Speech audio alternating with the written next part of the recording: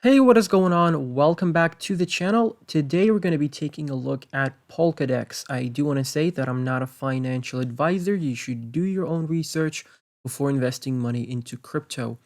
Now, if you haven't seen the previous update, it's going to be linked in the top right hand corner of the video.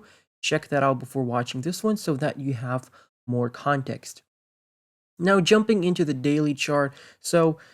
Last video, I did give you this support at $8.50, was met perfectly, as you can see, perfectly met. I always tell you guys to have the buy orders just slightly above the fib level so that you increase the chance of getting your orders filled. Same thing goes for resistance levels and selling the resistance levels. You need to sell. Well, you don't need to do anything, but it's, you're better off putting the sell order just slightly below the resistance level so that there's more chance you get filled. That's just, a little tip for you.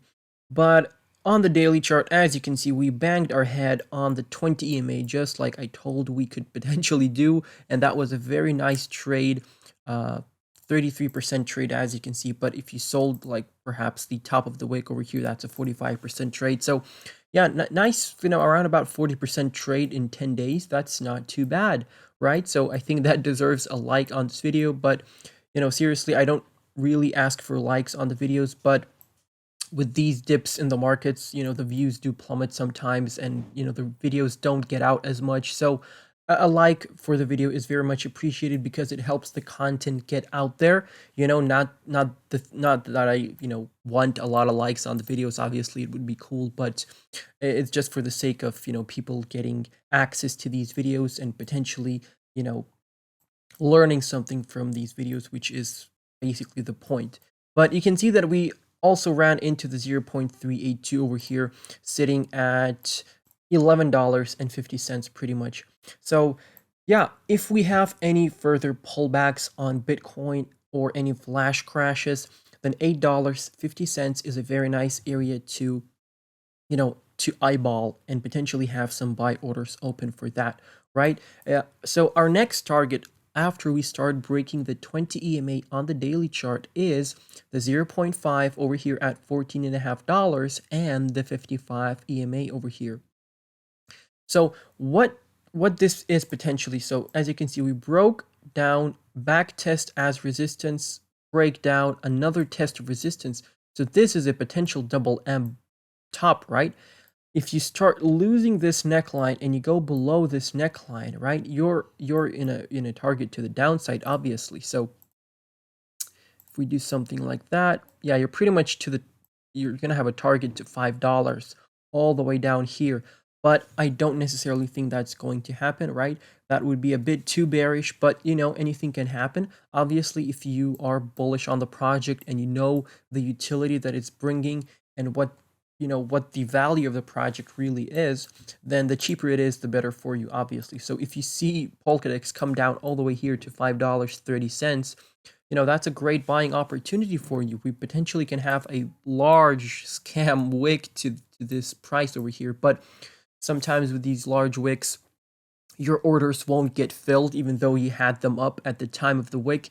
It just won't happen. It's just a scam wick. I don't know how it works on the exchanges. Either they let some of their own people get in. I really don't know. Don't want to speculate, but just be aware that sometimes when you have these large wicks, your orders can stay unfilled basically.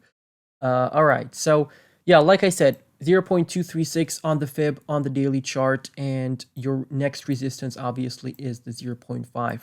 Now, hopefully we can hold the 4-hourly 20 EMA, and we'll get to the 4-hourly chart in a bit. But if you start zooming out a little bit, and I show you the entire fib over here, you can see that we have our swing high over here at $40, swing low over here at $5.30, and that gives us the $140 for the 1.618. So, well, roughly $140 here. The exact price is 142, obviously. So it just depends on how overextended we're gonna get, how bullish the project is, how much use case it's gonna have, and are people gonna be using it, right? So it all boils down to that. And if that all goes well and there's hype for the project, we can even see overextensions to the second fib level, to the 2.272, because keep in mind, this is a low cap gem and it can move, a lot quicker and than some of the projects with more higher market caps, obviously. So keep that in mind as well. So yeah, now let's jump into the daily RSI. So as you can see, we broke through this multi-month resistance trend line. Well, multi-month, we've had it since November 3rd. We broke it, back test of support. We break through the yellow rectangle zone, break through the pink trend line zone, which I like very much. And what we're doing right now is we're coming back down for support because you can see we had this long move with the RSI. So 40.78 or 40.5 on the RSI index on the daily chart is a nice entry point in my opinion. So if you see the daily RSI come back to this pink trend line, that is potentially a very nice level to start dollar cost averaging, right? Obviously, after that, you may see it come back down even lower. Well, then you either get supported by this high or by this yellow rectangle. It all depends, but still, there is a chance that we bounce from here, right? And then attack this resistance trend line. So, yeah, make of it what you do. Obviously, you do what you do with your own money, but I'm just saying that this level on the RSI is a nice level that we've held as support previously. As you can see, if I just show you these areas over here, as you can see, nice support over there, nice support over there, nice support over there. I think I should just move the trend line a bit higher because it doesn't really touch the support levels. Just like that. There you go.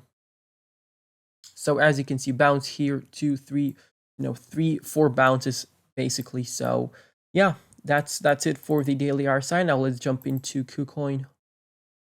Okay, jumping into KuCoin 4-hourly chart right now. So as you can see, we have the bullish cross on the 4-hourly. Perfect, that's great. We had this buy zone in the last video, obviously, from $11.65 to $9.40.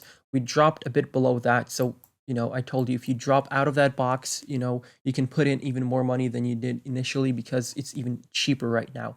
So a nice support level that we want to hold right now is the 4-hourly 20 EMA. So look for some bounces off that. Obviously, if you start losing it and you can't hold this momentum and you can't hold the uptrend, then you're gonna, come back down to these lower prices. But ideally, you want to hold the 20 EMA, right? And, you're in a bullish cross right now. So the 20 EMA should carry us from here. That will lead into a bullish cross on the 6-hourly chart, then the 8-hourly chart, then the 12-hourly chart, then the daily chart, and so on and so forth. You get the idea. So it all starts basically with a bullish cross on the 1-minute chart. So yeah, as you can see, we did have this falling wedge, but with the Bitcoin pullback, everything, crapped the bed basically. So yeah, as you can see, we are starting to recover potentially. As you can see, we're starting to form an uptrend over here, higher highs, higher lows. And we didn't actually break this high, right? So you do want to break this high the next time. Let me throw a little fib retracement over here to see what we're doing. Okay, so just like that. We made a full retracement coming back down for the golden ratio. So $10.68 may potentially be a level you bounce off of because that's the golden ratio over here on this Fibonacci retracement. So keep that in mind. But other than that, just dollar cost average once you get these dips. I wouldn't be buying in right now. I would wait for a bounce off the 4-hourly EMA, to be quite honest with you. Now, jumping into the oscillators, obviously you were overbought over here on the 4-hourly RSI, so that was a sign that you should take some profits. Stochastic, same story, overbought on the 4-hourly. Now we're starting to move back down.